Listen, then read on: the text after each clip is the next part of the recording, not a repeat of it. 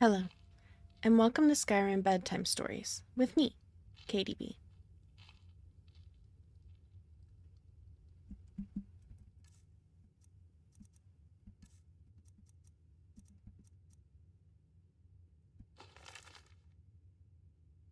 Ghosts in the Storm by Adonato Liotelli. For many years now, I have traveled the length and breadth of Skyrim, writing of my experiences and my adventures. I have seen many wondrous sights and many strange creatures in my travels. But one encounter remains fixed in my memory, though I wish it were not.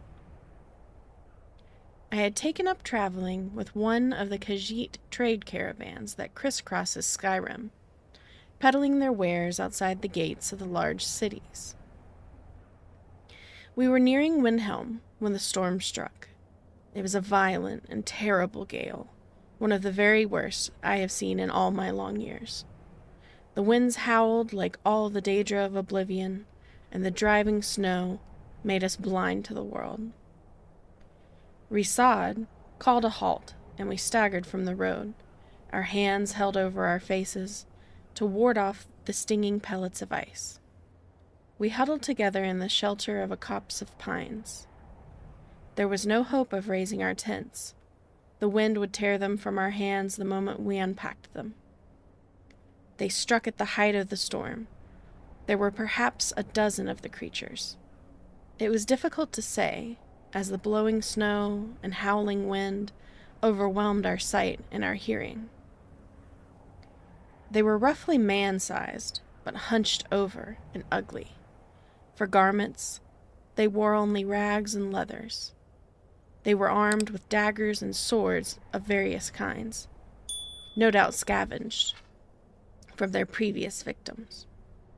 They had no noses to speak of, only long slits for nostrils. Their ears were sharply pointed, suggesting a distant kinship with the elves. With their pallid skin and lifeless black eyes, they seemed like something out of a nightmare. Bahisha saw them first, but too late to save herself. So loud was her death cry, we heard it over the roaring winds. That cry saved us all. Alerted to the presence of our foes, the Khajiit drew their blades and formed a circle, facing outward. The white fiends were too few to surround us completely, and the Khajiit fended off each attack. After 3 of the snow devils had fallen, the rest fell back and did not come at us again.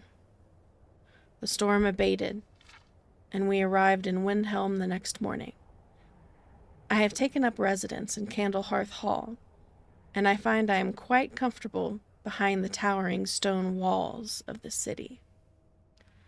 Comfortable, at least until I go to sleep, and visions of those awful creatures return to haunt my dreams.